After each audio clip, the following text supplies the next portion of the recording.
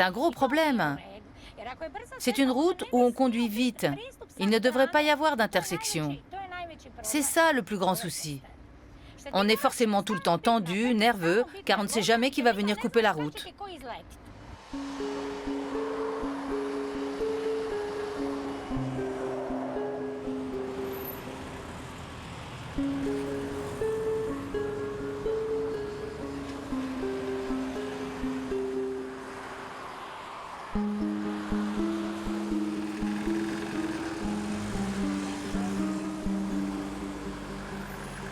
Dès que la route s'élargit, les automobilistes foncent. Ils oublient qu'il y a des habitations, des champs et même des écoles le long de la route. Sans oublier les nombreuses ruelles qui donnent sur la magistrale. Beaucoup de gens sont morts ici, victimes de chauffards. Parmi eux, beaucoup d'enfants. Certains parents ont désespérément cherché une solution pour qu'Andrea et les autres puissent traverser la route en toute sécurité.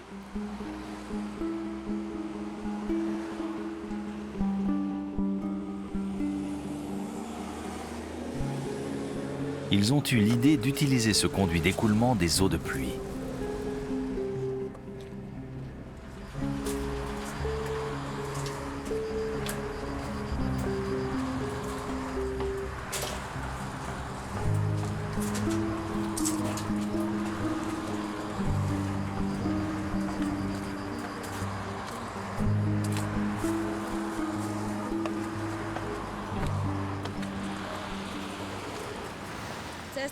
La route est très dangereuse. Avant, quand les passages souterrains n'existaient pas, on devait toujours avoir quelqu'un pour nous faire traverser. Il y avait beaucoup d'accidents. Nos parents étaient inquiets car beaucoup d'enfants sont morts en allant à l'école. On était parfois obligés d'attendre plus d'une demi-heure au bord de la route. Depuis que les passages existent, les parents sont rassurés. Ils n'ont plus peur et nous, on peut aller où on veut. C'est un peu désagréable, il y a des serpents et des rats, mais c'est toujours mieux que de traverser la magistrale.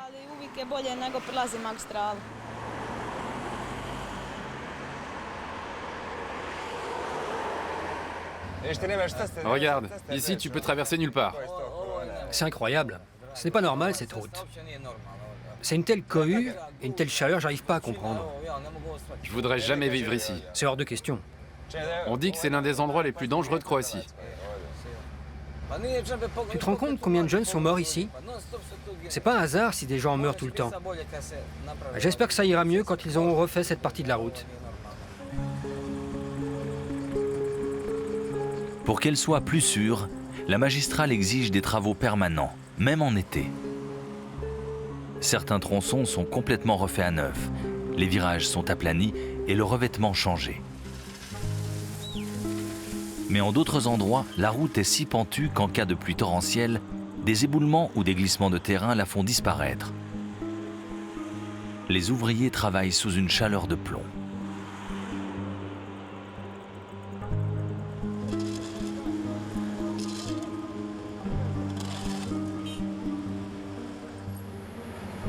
C'est à la force du poignet que dans les années 60, les hommes ont construit la route côtière. Aujourd'hui encore, la magistrale est considérée comme un ouvrage d'art exceptionnel.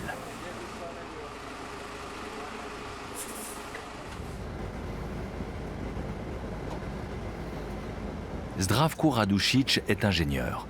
Il a contribué à la planification et à la construction de la route. La construction a été un véritable exploit technique. Mais les travaux n'ont vraiment avancé que du jour où les Américains nous ont donné quelques machines. Jusque-là, pour quelques kilomètres, il fallait 1 an, 2 ans, 3 ans. Il n'y avait pas moyen d'aller plus vite.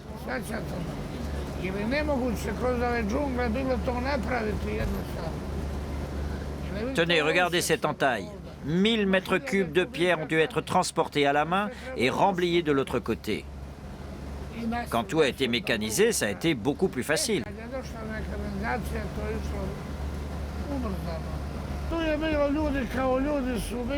Il y avait des gens de toute la Yougoslavie. Ils étaient unis, tous pareils. Personne ne te demandait si tu étais bosniaque, dalmate, serbe ou croate. Nous étions unis. prêts à mourir l'un pour l'autre. Il y avait une fraternité qui malheureusement n'existe plus aujourd'hui.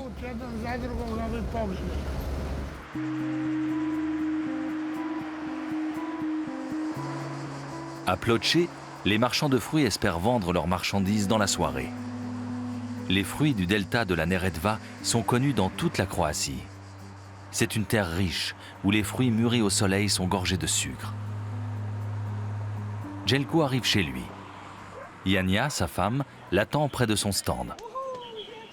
Salut!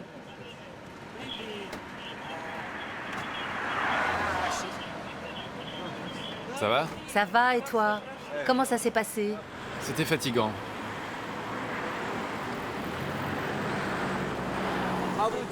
La chaleur, trop de monde, les embouteillages entre Split et Makarska. C'est incroyable comme les gens conduisent, ils ne pensent à rien. Et les étrangers aussi, ils roulent vite, ils doublent.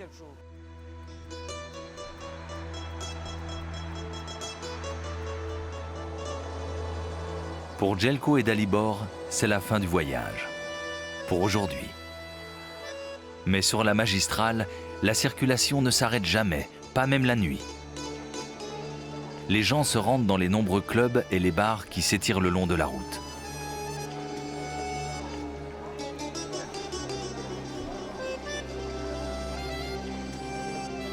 Et certaines nuits d'ivresse s'achèvent dans le caniveau.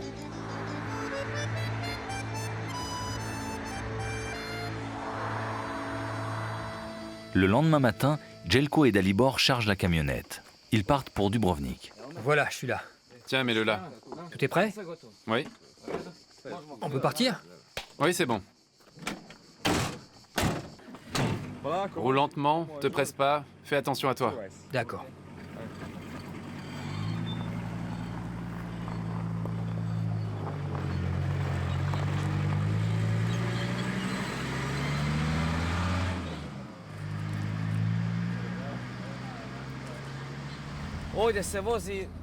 Ici, ils conduisent comme des fous. Ils doublent sans cesse, c'est dangereux. J'ai tout le temps peur que ma femme soit fauchée par une voiture. C'est déjà arrivé que des gens prennent de la vitesse pour doubler et fauchent les étalages, les fruits, tout. On risque sa vie à rester près de la route.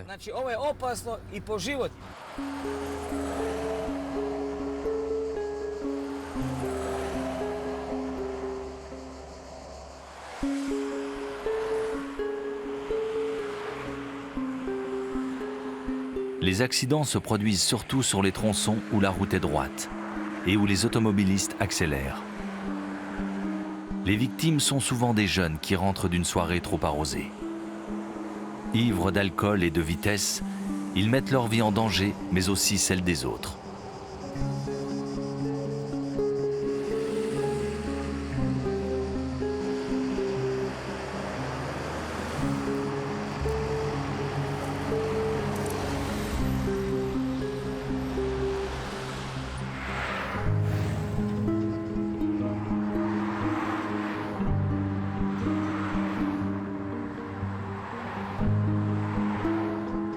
Depuis que Christina a perdu son meilleur ami dans un accident de la route, elle est plus concentrée au volant. Elle-même a été victime d'un accident l'an passé.